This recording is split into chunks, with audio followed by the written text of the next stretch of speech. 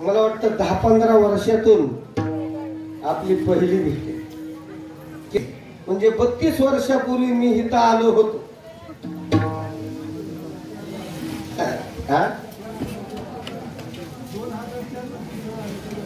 हा 2004 ला, म्हणजे किती वर्ष झालं?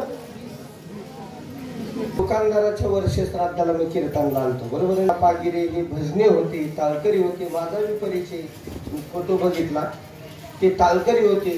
आदल्या दिवशी चाल म्हणली होती, अटॅकनं गेले.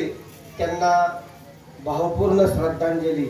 आणि या 10-20 वर्षात जेवढे काही मतेवाडीकर, ग्रामस्थ, वयोवृद्ध किंवा अल्पवयात गेले असतील, बरेच जण गेलेले. आता सर्वांची नाव मला पटकन आठवणार नाही, आणि एवढ्या वेळेत आपल्याला तेवढं माहीत करून गेलं थोडं वेळेच्या अभावी कठीण आहे.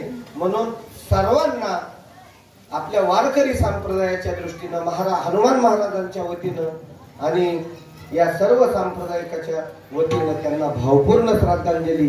त्यांच्या सर्वांच्या आत्म्याला आणि परमात्म्याने चिरशांती द्यावी, त्यांना आपल्या स्वरूपामध्ये विलीन करून घ्यावं, अशा प्रकारची पांडुरंग परमात्म्याच्या चरणी माझी वैयक्तिक प्रार्थना.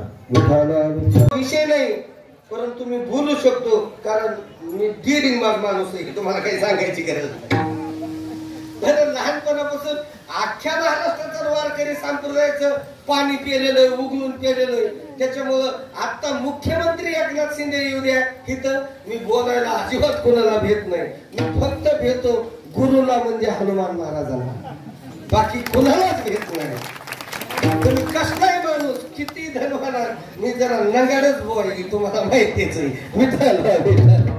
एवढा अहंकारी नाही बरं का, परंतु आता मोकळं मनानेच बोलावं वाटायला लागले मला.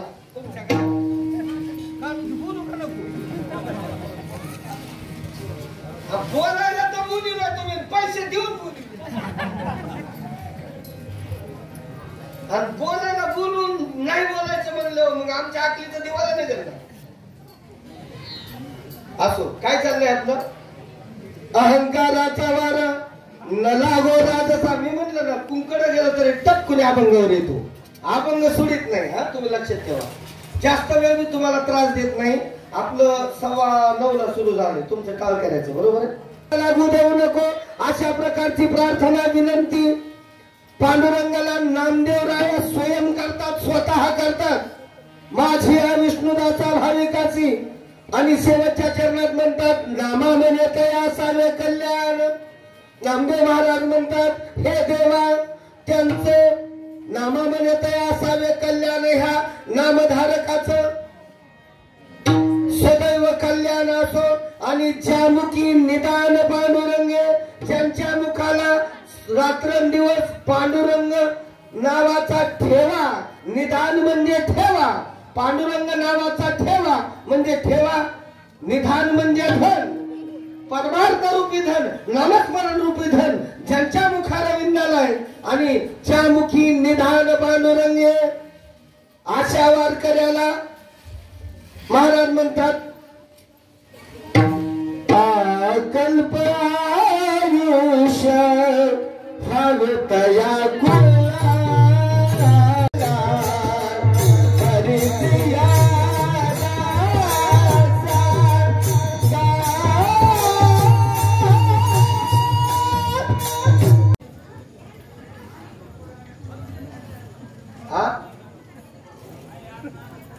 त्याचं दुप्पट करा,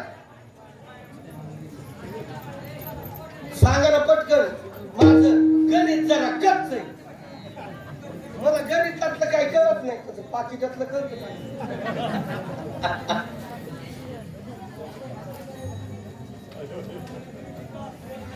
आणि द्वापार युग म्हणजे कृतयुग, त्याच्या दुप्पट.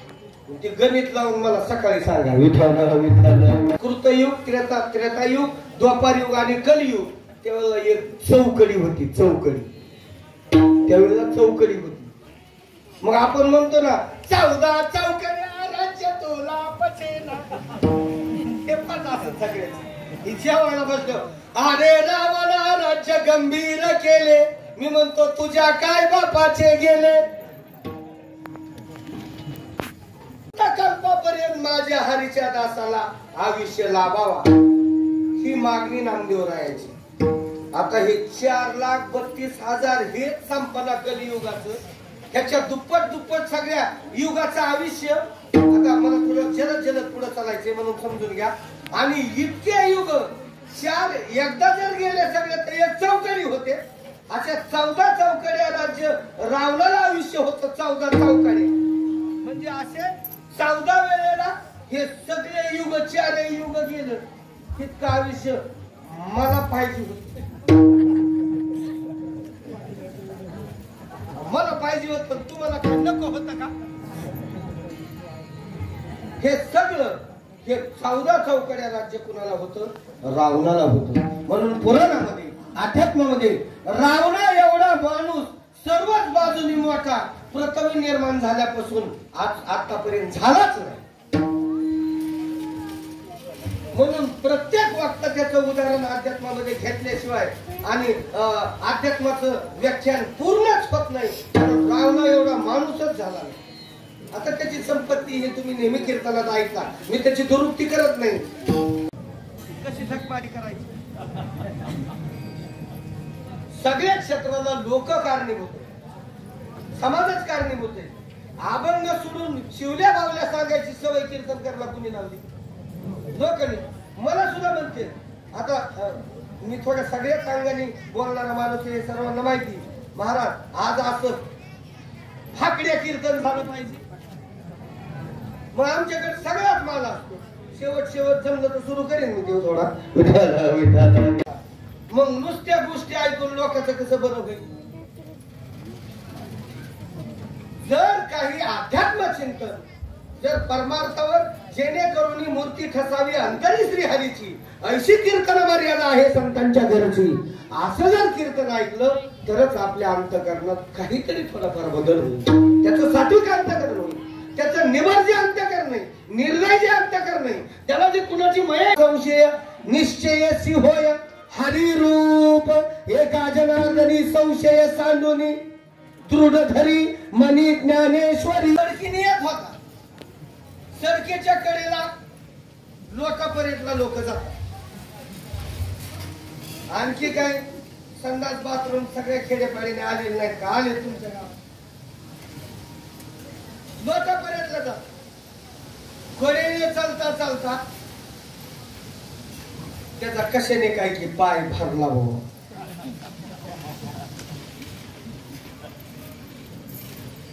कशाने भरला? पण संशय करू माणूस म्हणला कशाने भरला? तेच सांगायचं बंद. हळूहळू सांग. एकदम उडी घालून कशाने भरला असं आता अंदाज होता. तिने पायाला चाकून बघितलं. मग लागलं. त्याला वाटलं जनावरच शेण का?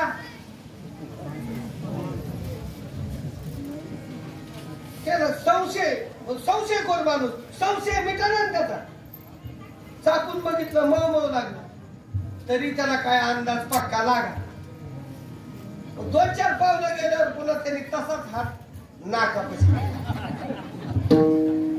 नाकं ह्याचं बधीत झालं होतं तरी ह्याला पक्का मिळ लागा. पुन्हा 7 पावलं पुढे जात म्हणला काय आसन गडे. संशय खोरच गडे. पुन्हा 7 पावलं पुढे गेल्यावर कायच आसन म्हणला. पण सापलं तरी मेळ लागना. नाकासमोर हातण्याला तरी मेळ लागना. शेवट त्याने डायरेक्ट 2 बोट तोंडात. काय झालं मग? तोंडात बोट घातलं. काय झालं सांगा. सांगा नाही तर मी हनु घेईन. संशय मिटला. संशय मिटला पण गु खाल्ला ना.